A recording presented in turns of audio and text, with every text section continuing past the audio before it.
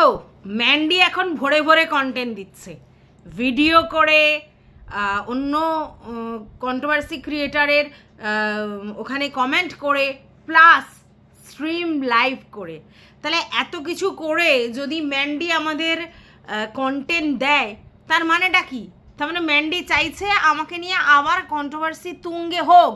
আর Mandy এই জায়গায় তার আইকিউ লেভেলটা বিশালভাবে কাজ করায়।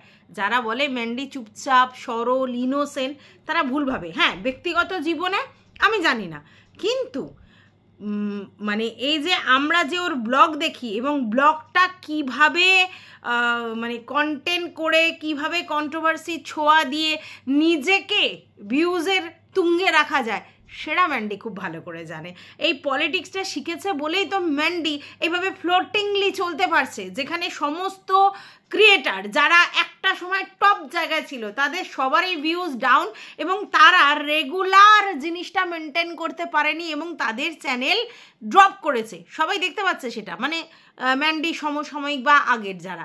কিন্তু সে জায়গায় ম্যান্ডি ফ্লোটিং অবস্থায়, ভাসমান অবস্থায় কন্টিনিউ চলছে এবং ওর ইনকামটা একটা জায়গায় গিয়ে ঠিকঠাক চলছে। এবং ম্যান্ডি খুব ভালো করে জানে, মানে এত ভালো পলিটিক্স জানে যে যখন দেখে অন্য কাউকে নিয়ে কন্ট্রোভার্সি তুঙ্গে হচ্ছে, তখন সেটাকে অন্যরকমভাবে ধামাচাপা দিয়ে নিজেকে আপ তৈরি করবার জন্য যা যা যা যা জিনিস লাগে, যাকে যাকে যেভাবে ইউটিলাইজ করা লাগে, সবটা ম্যান্ডি খুব ভালো করে করতে জানে। কখন কাকে কাছে টেনে নিতে হয়, কাকে কখন দূরে সরিয়ে রাখতে হয়, কাকে কখন গিয়ে কি বললে কাজ হবে, কখন কাকে গিয়ে কি করলে অন্য জায়গা থেকে রিয়াকশান আসবে এবং তারপর সেটা নিয়ে কন্ট্রোভার্সি হবে, সবটা খুব ভালো করে বোঝে। আর ম্যান্ডি তো নিজে স্বীকার করে যে সে কন্ট্রোভার্সি ভিডিও দেখে, অনেকেরই ভিডিও দেখে, এবং সেই জন্য কন্ট্রোভার্সি ওকে নিয়ে কি হচ্ছে সেইটাতে সবসময় ও আপ টু ডেট থাকে। আর এটা থাকলে ওর পক্ষে সুবিধা, এরপর কি করলে আরও বেশি কন্ট্রোভার্সিটা জমে ওঠে। তো এত কথা কেন বলছি? অবশ্যই বলবো, কারণ ম্যান্ডি কন্টেন্ট দিচ্ছে ভরে ভরে এবং সঙ্গে থ্রেটও দিচ্ছে কন্ট্রোভার্সি ক্রিয়েটারদের। আর সেখানে আমরা কন্ট্রোভার্সি ক্রিয়েটার হয়ে চুপ করে বসে থাকলে কি হয়? যাই হোক, আজকের একজন আমাকে একটা বড় কমেন্ট করে গেছে, সে সোশ্যাল মিডিয়ায় কী সব ব্যাপারে রয়েছে। সে বক্তব্য হচ্ছে যে ইউটিউবের কিছু যায় আসে না আমাদের জন্য, একদম। আচ্ছা, ইউটিউবের আমাদের থেকে কিছু ইনকাম হয় না, একদম। আচ্ছা, সে মানে এইসব ব্যাপারে আছে বলে, মানে এই অনলাইনের কোনো প্ল্যাটফর্মে ও খুব ভালো একটা পজিশনে আছে, যেটা আমি জানি না, ও বলে গেল। তো সেই জন্য সে বলতে পারে যে ইউটিউব আমাদের নিয়ে বদার্ড নয়, ইউটিউবে আমাদের থেকে কোনো ইনকাম হয় না, আর আমরা গেলাম কি এলাম, ইউটিউবের কিছু যায় আসে না। ইউটিউব অনেক ভার্স ব্যাপার। আর ইউটিউবে এই যে ম্যান্ডুর মতো লোকজনও যে বিশাল বড় ব্লগার তাও নয়, এসব অনেক কিছু বলে গেল। দেখো ভাই, ও আরেকটা কথা বলেছে যে কন্ট্রোভার্সি জোনের কোনো অস্তিত্বই নেই ইউটিউবে, আমরা নিজেরা ক্রিয়েট করেছি। যাই হোক, একটা জিনিস আমি বুঝি ভাই, তোমার এত বড় বড় ব্যাপার আমি বুঝতে পারি না, বা আমি জানতেও চাই না। আমার একটাই বক্তব্য তোমার কাছে, সেটা হচ্ছে দেখো, এখানে একটা আমরা নিজেরাই হয়তো একটা জোন ক্রিয়েট করেছি, মানে আমার দ্বারা না, আগে কারোর দ্বারা ক্রিয়েট হয়েছে, এবং সেখানে রীতিমতো ভিডিও লোকে করে এবং সেই ভিডিও কিন্তু রীতিমতো লোক দেখে, ঠিক আছে, এবং তার জন্য তাদের ভিউজ হয়। আর এখানে যারা কন্ট্রোভার্সি ক্রিয়েটার, আমার তো মনে হয় যে তারা ভিউজের জন্যই এখানে এসেছে। তো সেই কন্ট্রোভার্সি ক্রিয়েটাররা যখন ভিউজের জন্য এসেছে এবং যখন দেখছে যে এখান থেকে ভিউজ আর্ন করা যায়, ইউটিউব তাদেরকে অ্যাড দিচ্ছে, প্লাস ইউটিউব তাদের রেভিনিউ আর্ন করার সুযোগ করে দিচ্ছে, সেটাই আমাদের কাছে অনেক বড় পাওনা। এর বাইরে কিছু চাই না, বুঝতে পেরেছো? আর কে বড়, কে ছোট, কে হ্যানা ক্যানা, এত কিছু না। তবে বড় ব্লগার এই জন্য বলি কারণ 4.5 লক্ষ সাবস্ক্রাইবার আমাদের তুলনায় সেটা অনেক হিউজ, আর তার জন্য বড় বলি, ঠিক আছে? তো চলো, welcome back to my channel. আশা করছি তোমরা সবাই খুব ভালো আছো, আর আমিও খুব ভালো আছি নতুন একটা ভিডিওর সাথে। আমি রুনা লাইফস্টাইল থেকে। দেখো, ম্যান্ডু চারিদিকে ছা গেয়া। আচ্ছা, ম্যান্ডুর একটা থ্রেট এলো, ভিডিওর মাধ্যমে একটা থ্রেট এলো, বললো কন্ট্রোভার্সি ক্রিয়েটারদের সঙ্গে ও যা তা করে ফেলতে পারে, মানে স্ট্রাইক দিয়ে দিতে পারে। কেন না? তার যদি নাম, অরিজিনাল নাম উচ্চারণ করা হয় এবং তার চ্যানেল মেনশন করা হয় এবং তার ছবি থাম্বনেলে চিপকানো হয়, তাহলে কিন্তু ও স্ট্রাইক দিতে বাধ্য হবে, ঠিক আছে?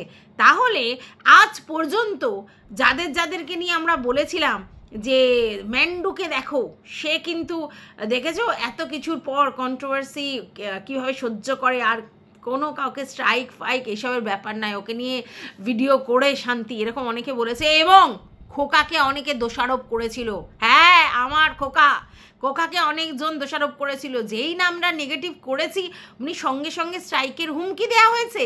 হ্যাঁ, তো খোকার নামে অনেক কিছু বলা হয়েছিল, কিন্তু আজকে তো দেখছি খোকা কেন, ম্যান্ডির মতো চ্যানেল, খোকা না আমি চিন্তা করলাম এরকম বলেছে, আগে তারা ভালো ভিডিও করেছে মানে পজিটিভ, পরে নেগেটিভ করেছে বলে খোকা নয় রেগে গেছে। তো ম্যান্ডুর মতো লোক যখন, যারা বলো যে ম্যান্ডু ঠান্ডা মাথার খিলাড়ি, সে পর্যন্ত থ্রেট দিচ্ছে কন্ট্রোভার্সি ক্রিয়েটারদের, তাহলে আর কাকে কি বলবে? শুধু খোকার নামেই দোষ হবে, এটা তো মানা যায় না, তাই না বলো? আচ্ছা, এইবার তোমাদের একটা কথা বলি, শোনো, সবাই জানো তো পজিটিভলি যদি তুমি কাউকে নিয়ে কন্টেন্ট ক্রিয়েট করো, তোমাকে সেই লেভেলের তোল্লাই দেবে, তখন তুমি তার ভিডিও মানে ছবি আটকাতে পারো, এই করতে পারো, ওই করতে পারো, সেই করতে পারো। কিন্তু যখনই তুমি তাকে নেগেটিভলি বাজারে প্রডিউস করবে বা তার কন্টেন্ট দেখে নেগেটিভ ব্যাপারগুলো তুলে নিয়ে এসে বলবে বা হাইলাইটস করবে, দেন সে কিন্তু ফোঁস করতে চলে আসবে। তার মানে নেগেটিভ জিনিস কেউই নিতে পারে না। তাহলে আজকের ম্যান্ডু যেটা আমাদের কাছে বলতে চাইছে, যা হয়ে গেছে সেগুলো ভুলে যেতে দিচ্ছ না। আমার ভিডিও থেকে, মানে আমার প্রেজেন্ট ভিডিও থেকে তোমরা কন্টেন্ট করতে পারছো না, তাই জন্য করছো। নো, একদম ভুল কথা। তোমার প্রেজেন্ট জায়গা থেকেই তোমাকে এই কমেন্টটা নিয়ে কন্টেন্ট করা হয়েছে। আর তুমি যদি ভাবো তোমার শুধু ব্লগ দেখে লোকে কন্টেন্ট করবে, নো, তোমার ব্লগে, তোমার কমেন্ট বক্সে তোমার উত্তর দেখে লোকে কন্টেন্ট করেছে।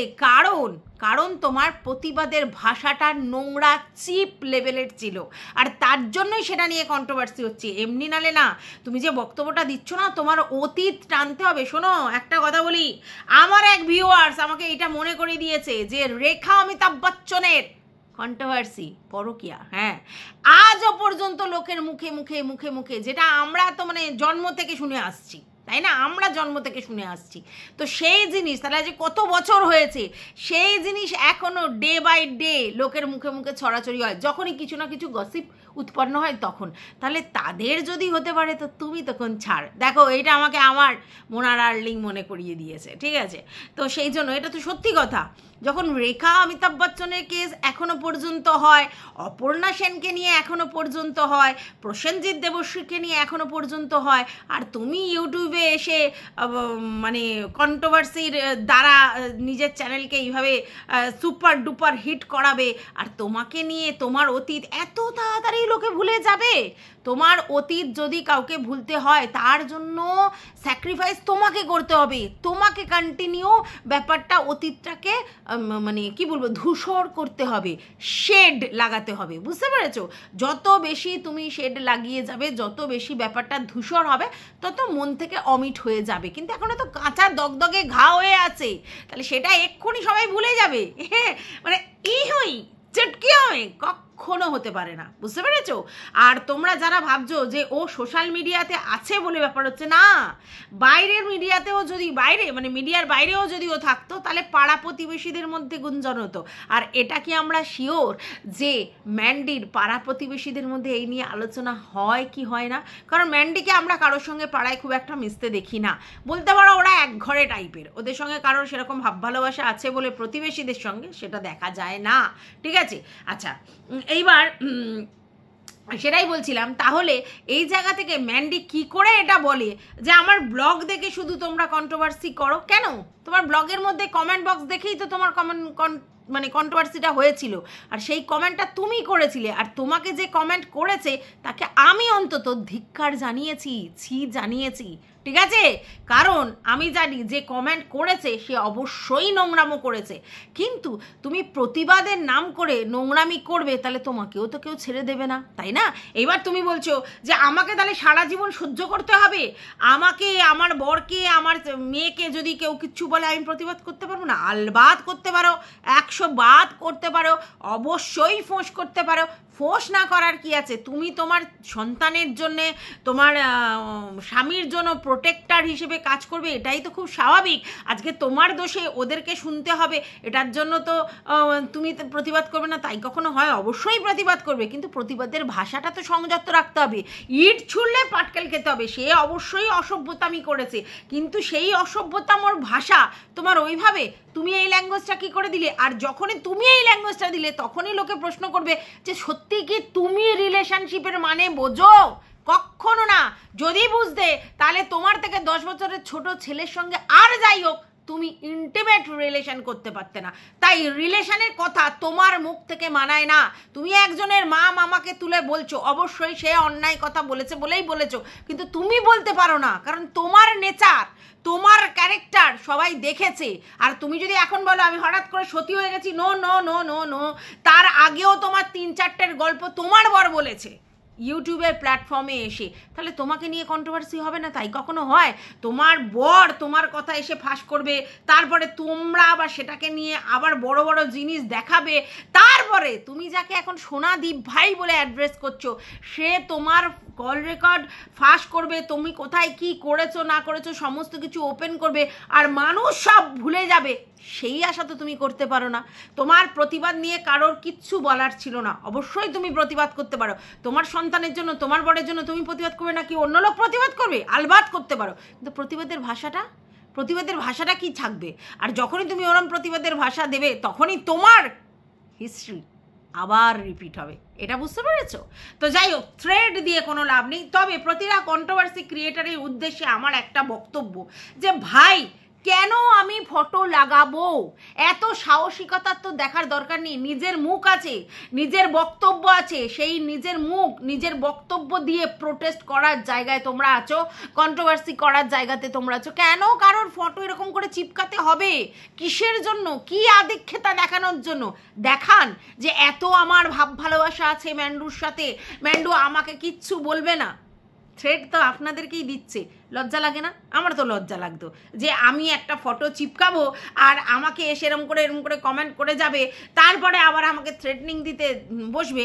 সমস্ত কন্ট্রোভার্সি ক্রিয়েটারের কথাই বলছে, কিন্তু বোঝা তো যাচ্ছে যারা ফটো লাগিয়েছে। তো কি দরকার আছে কি বাপু?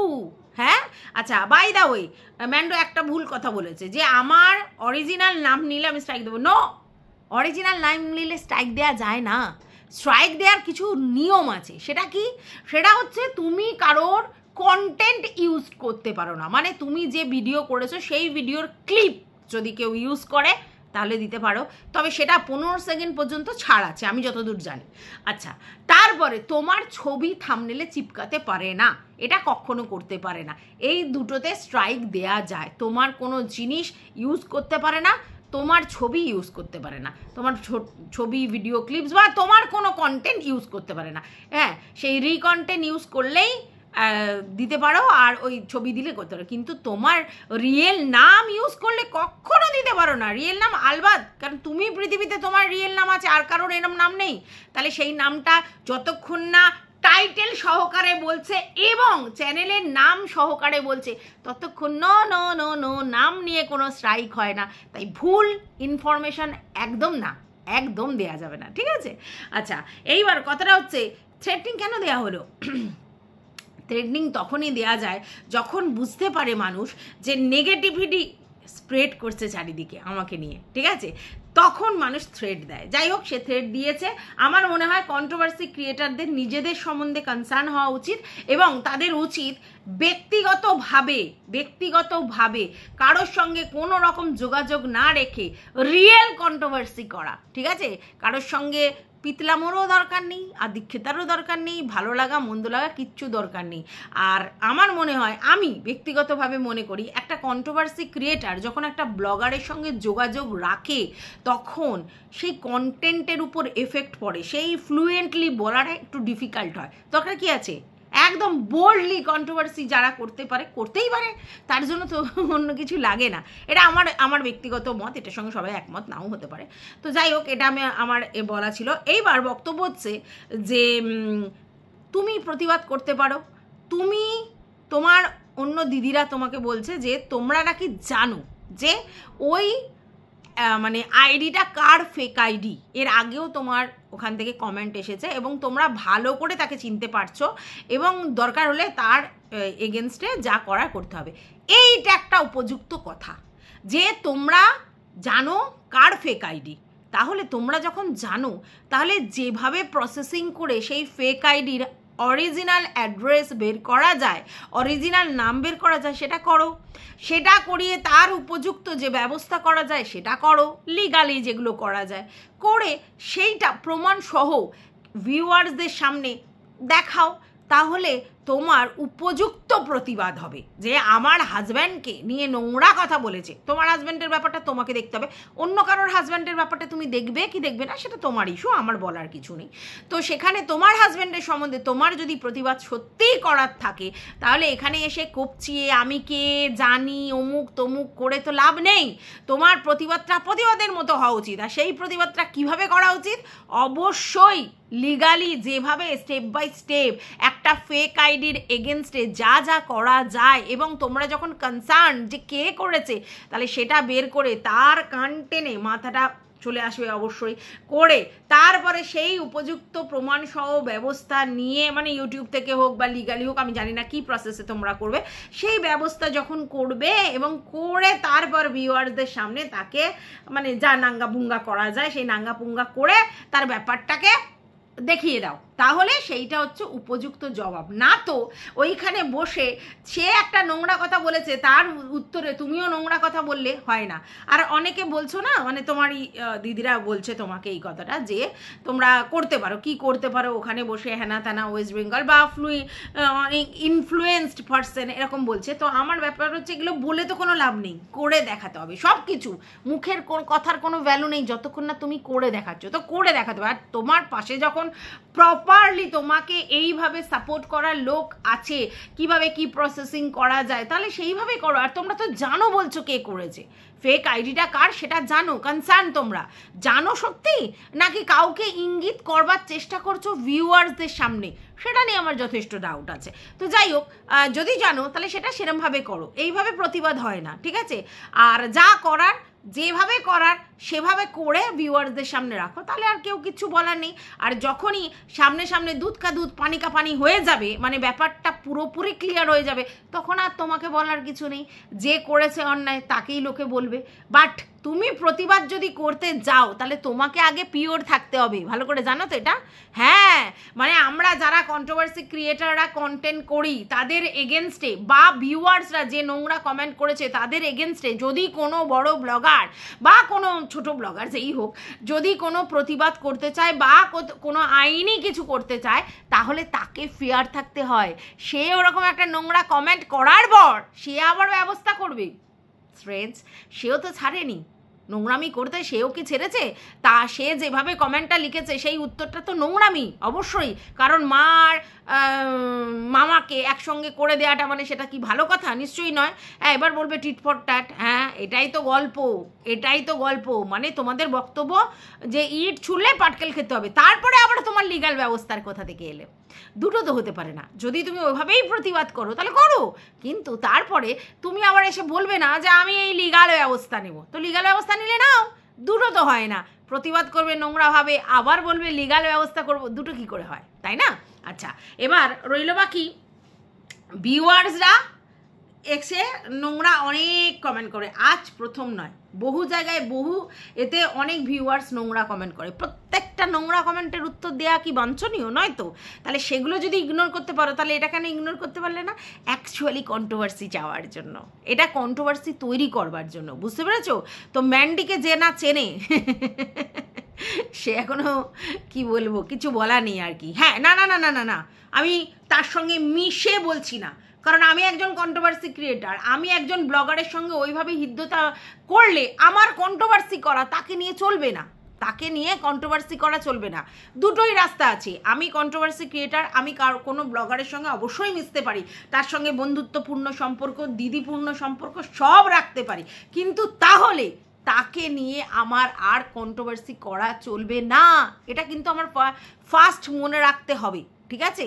যে আমি কি করছি, আমি তার সঙ্গে হৃদ্যতা বাড়িয়েছি, আমার তার সঙ্গে পার্সোনাল যোগাযোগ হয়েছে, ভালো কথা, আমার তার সঙ্গে খুব হৃদ্যতা হয়েছে, খুব ভালো কথা, কিন্তু তাকে নিয়ে আমি না তো পজিটিভ না তো নেগেটিভ কোনো কন্ট্রোভার্সি করতে পারবো, কারণ আমি তো মিশে গেছি, আমার সঙ্গে তো তার ইন্টিমেট রিলেশন হয়ে গেছে, তার সঙ্গে আমার যোগাযোগ হয়ে গেছে। হ্যাঁ, তো সেখানে তাকে নিয়ে আমি আর কন্ট্রোভার্সি করার কি আছে? আমার তো আর তখন কন্ট্রোভার্সি ক্রিয়েটার হিসেবে ওই ব্যাপারটা হবে না। বুঝতে পেরেছো? তাই বলা, মেশা কোনো বাদ বিচার নেই। ব্লগারের সঙ্গে কন্ট্রোভার্সি ক্রিয়েটার মিশতে পারে না, আলবাদ মিশতে পারে, দেখা করতে পারে, গল্প করতে পারে, অনেক কিছু করতে পারে, কিন্তু তারপর তাকে নিয়ে নেগেটিভ বা পজিটিভ দুটোর কোনো কন্ট্রোভার্সি করা তার আর সাজে না। বোঝাতে পেরেছি? এটা বক্তব্য। তো যাই হোক, ওভারঅল আমি এই ভিডিওটা এই পর্যন্তই রাখছি, কারণ অলরেডি আমার 20 মিনিটের একটা ভিডিও হয়ে গেছে। অবশ্যই নেক্সট ভিডিও আমি